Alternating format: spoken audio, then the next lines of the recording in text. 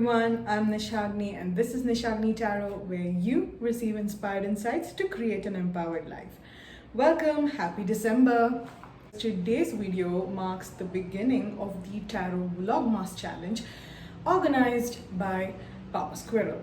Now, if you have been in the tarot reading community for a while, you will have heard of Pappa Squirrel, aka Brian, who is one of the funnest YouTubers, tarot tubers of the time.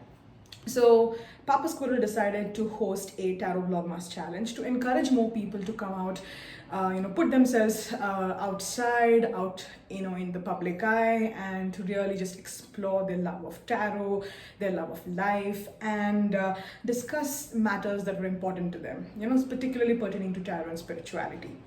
So this challenge is something really close to my heart because, believe it or not, one of the resolutions for this year was for me to put myself out there and become more public. And in fact, that's exactly why I started my YouTube channel, to get out there, overcome all those body image issues and that hesitation of going outside and going online and talking to a bunch of strangers. So I really want to overcome those fears, and that's exactly why I started the YouTube channel.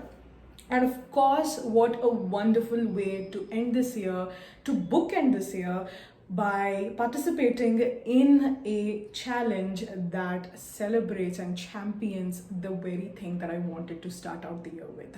Let me get started with the first set of the Tarot Vlogmas challenge videos. And the very first question is, which major arcana cards represent the holiday to me? Well, suffice to say, the Fool is one of those cards, mainly because the holidays are a time to let loose, to kind of explore the young child in you. There are a lot of gifts that are being exchanged, and a lot of family comes together. You get together with your cousins, your siblings, your uncles and aunts, and everyone lets loose.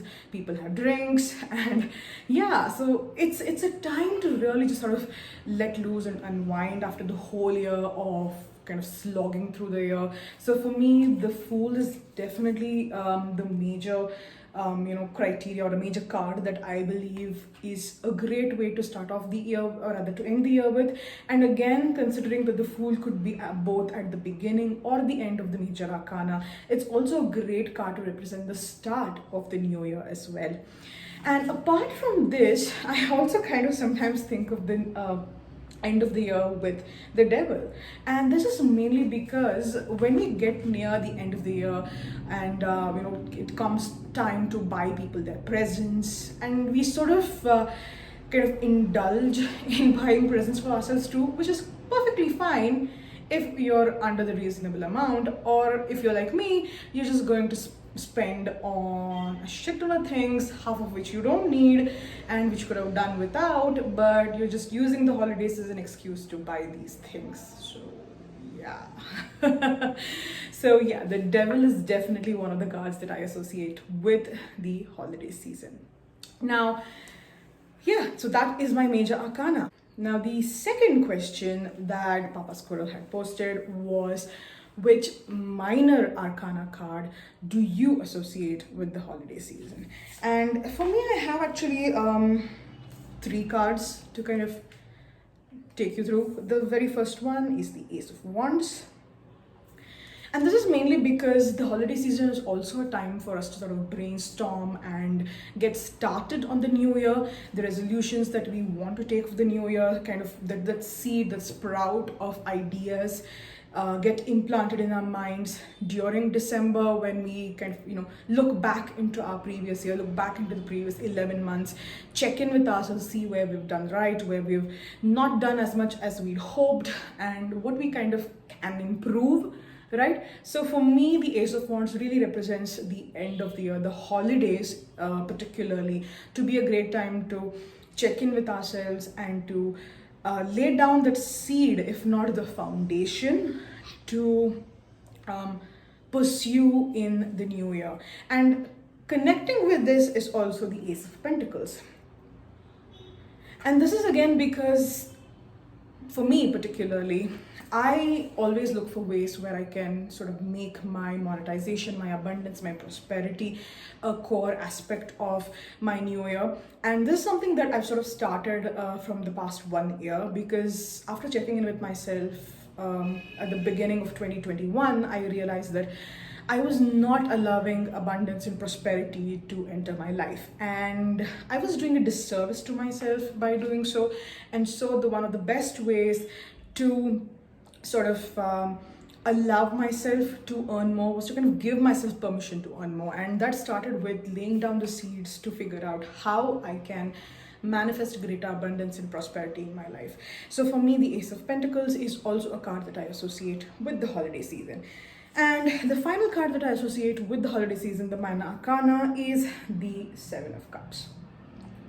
And again, this is because this kind of relates to the devil.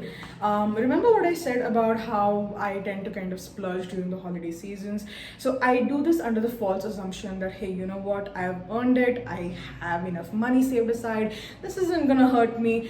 And sometimes I spend a little too much. The illusion of wanting something and that immediate gratification that comes with buying new things during the holiday season doesn't really last that long. And then the new year starts off with, why the hell didn't I save money? And yeah, should have been focusing on this one. So these are the minor arcana cards that I associate with the holiday season. Now, moving on to the third prompt that Pappa Squirrel has given in his Tarot Vlogmas challenge. What is my most favorite card in the deck?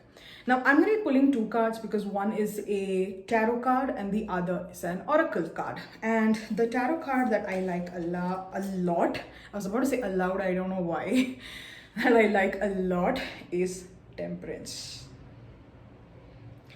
Now, I know that Temperance is not really a famous or popular card in tarot circles. I mean, people would rather talk about death or even sometimes the Tower for that matter, or there's always, of course, the Lover, the Justice, and so on.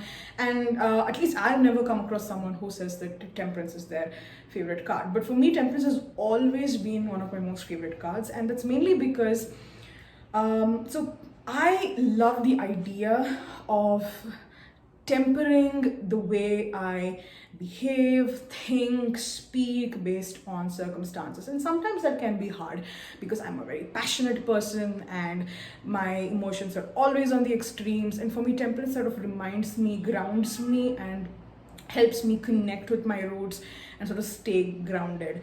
And secondly, Temperance plays a huge role for me in my magical practice, because the way I look at it, Temperance is all about tempering. It doesn't necessarily mean balance in the sense that it's 50-50.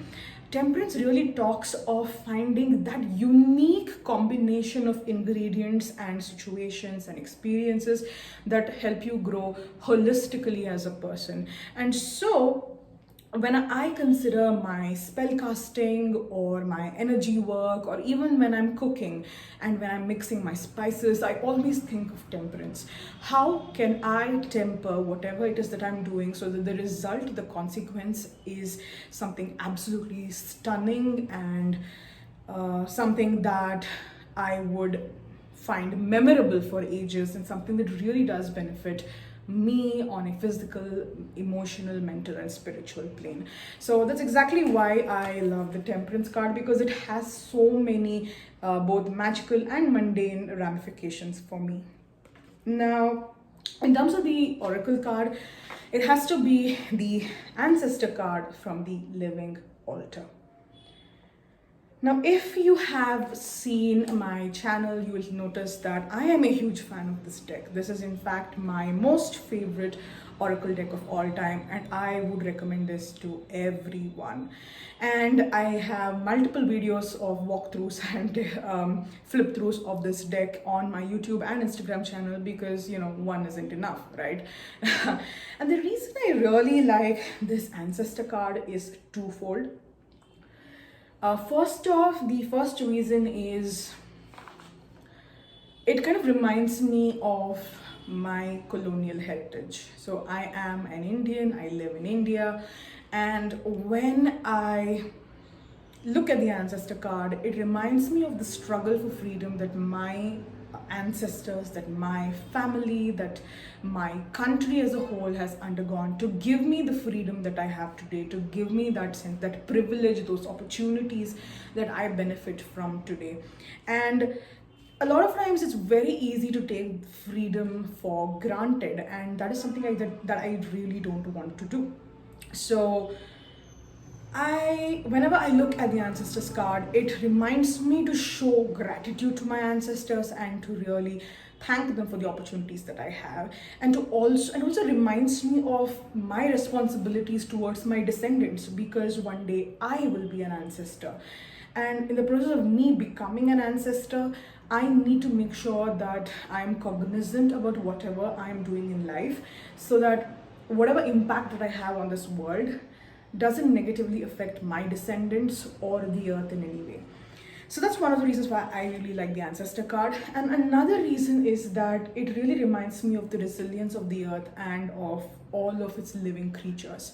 It reminds me of fossils, it reminds me of prehistoric times, it reminds me of how despite so many ice ages and comet hits and so many wars and whatever is happening, the earth is so resilient despite our humanity's efforts to plunder the earth. The earth is so resilient and it keeps fighting and surviving and finds new way to survive. And the ancestor card really helps me tap into this primordial energy and essence of life, and that's exactly why I absolutely love this card. So yeah, favorite cards. Now, Pappa Squirrel had asked in the Tarot Vlogmas challenge is, what is your least favorite card? And again, I have two, and they're both tarot. One is the Four of Wands. Now, I know, this is like, I'm being totally crazy, right? I mean, I say I like Temperance, now I say I hate the Four of Wands, which is basically a card that absolutely everyone loves, apart from the Two of Cups, of course. To me personally, I think this has to do with my personal experiences, because whenever I've pulled the Four of Wands, things have not really panned out for me, and things have, or sort of either fallen through, or they haven't really manifested as per the traditional meanings of the cards. And I don't really see why this card should signify a positive outcome, when honestly it hasn't done that for me so far. Another is the Six of Cups.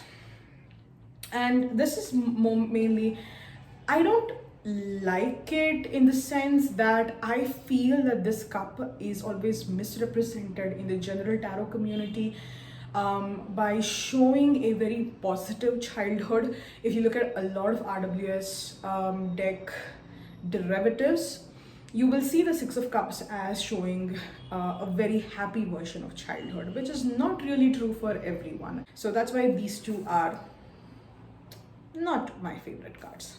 Okay, this was the end of my first set of prompts from the Tarot Vlogmas challenge by Pappa Squirrel. Thank you so much for watching, and I hope you join in. This is really fun. I will see you in the next set of videos for the Vlogmas challenge. Till then, take care, and I hope you have an amazing December, an amazing new moon, and an amazing solar eclipse. Ciao.